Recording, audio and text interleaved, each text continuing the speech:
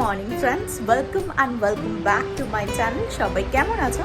I hope সবাই খুব ভালো আছো, খুব সেফ আছো আর অনেকটা পজিটিভ আছো।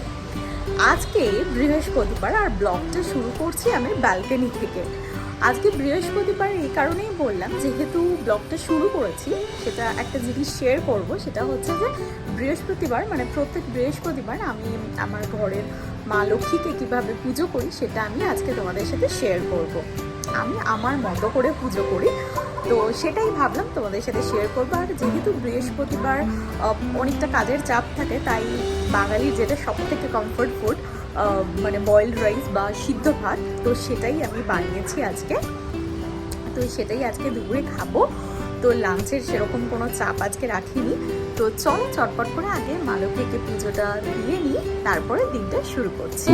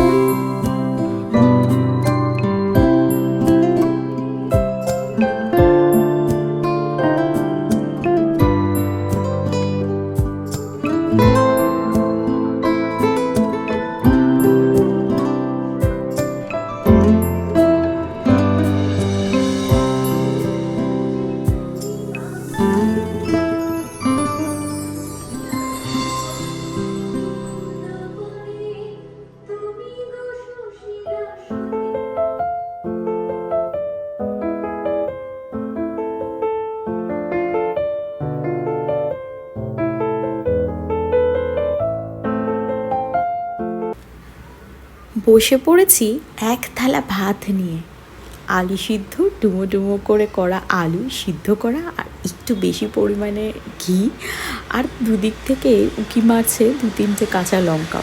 উফ, বাঙালির কাছে এক আলাদাই ইমোশন। মানে আমি যখন ছোট ছিলাম, আমার এখনও মনে আছে, তখন ক্লাস 2 কি 3 আমি স্কুলে যাই। আর স্কুলে যাওয়ার আগে না ভাত খেয়ে যেতে আমি খুব একটা পছন্দ করতাম না, কিন্তু মায়ের কাছে আমার আবদার থাকতো যে মা আমাকে ওই গন্ধওয়ালা চালের ভাতটা করে দেবে, তাহলে একটু বেশি করে ঘি বা বাটার দিয়ে খেয়ে আমি স্কুলে যাব।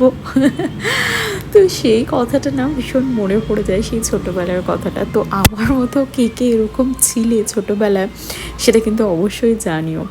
আজকে না আমি খেতে খেতে এই জিনিসটা আমার খুব মনে পড়ছিলো, তাই তোমাদের সাথে শেয়ার করলাম। আর আলু সিদ্ধ আর ভাত, একটু বেশি করে ঘি, মানে এ এক আলাদাই তৃপ্তি, স্পেশালি প্রত্যেক বাঙালির কাছে। তো চলো আমি চটপট করে লাঞ্চটা সেরে ফেলি, তারপরে তোমাদের সাথে কথা হচ্ছে।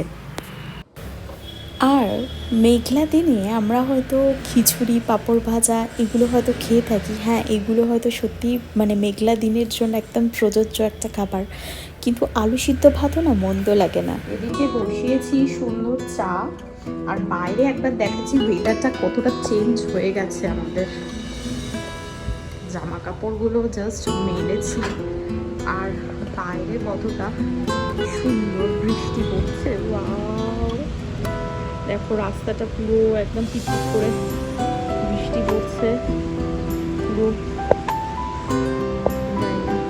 বুঝতে পারছো তোমরা?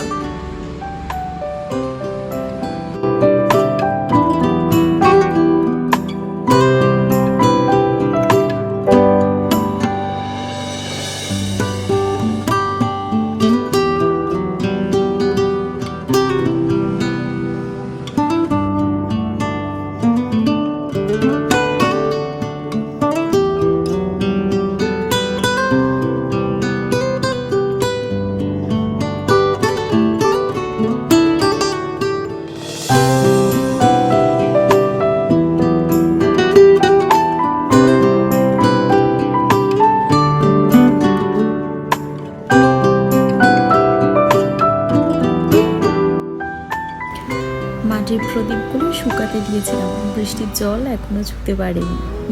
আসলে খুব যে জোরে বৃষ্টি হচ্ছে সেটা না, বাট ওই ঝিরিঝিরি বৃষ্টি বেশ ভালোই লাগছে।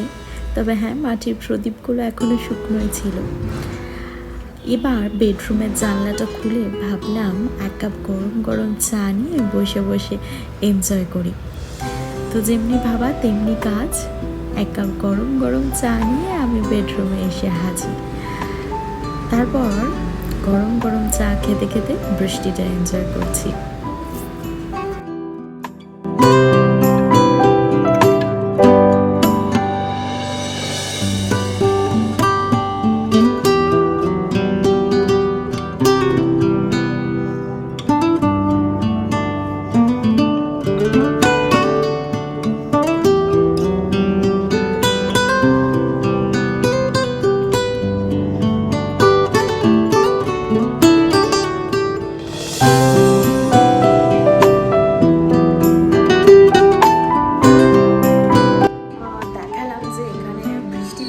আর সন্ধ্যেবেলা আর পাওয়ার কাট হয়ে গেছে।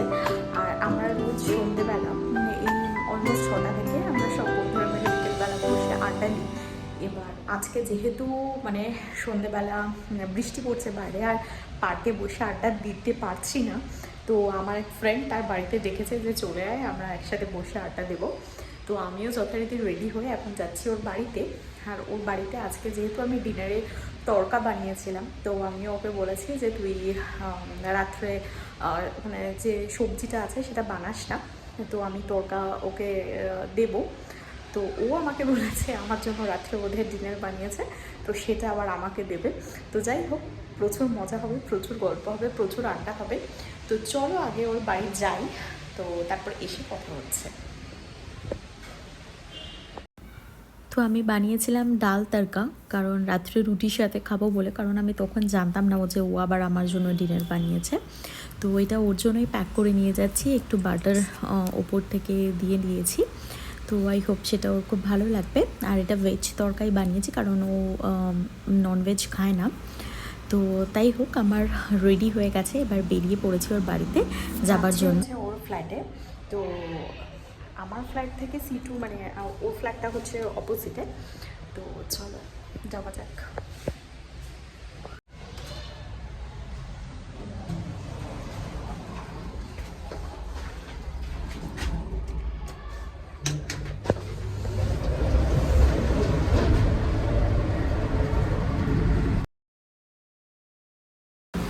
বৃষ্টির মধ্যে ছাতা ছাড়াই যাচ্ছি, আর বাইরে জানি না এখন আরও জোরে বৃষ্টি পড়ছে কিনা, চারিদিক তো ভেজাই মনে হচ্ছে। তো না, বৃষ্টিটা এখন আর অতটা পড়ছে না, হালকা ফুলকা একটু টিপ টিপ করেই পড়ছে। মনে হয় ওর বাড়ি থেকে ফেরবার সময় বুঝি অনেকটা বৃষ্টি মানে পড়তে আরম্ভ করে দেবে, ছাতা ছাড়াই বেরিয়ে পড়েছি আমি। আর হ্যাঁ, আরও একটা বিষয়, সেটা হচ্ছে ওর বাড়িতে গিয়ে না আমি কোনো রকম ব্লগ করব না, কারণ হচ্ছে যে কারোর বাড়িতে গিয়ে এরকমভাবে ব্লগ করতে খুব লজ্জা লাগে আমার।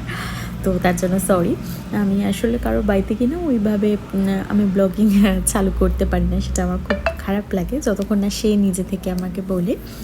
তো যাই হোক, চলো এসেই গেলাম ওর ফ্ল্যাটের নিচে, এবার লিফটে উঠে ওর রুমে যাব।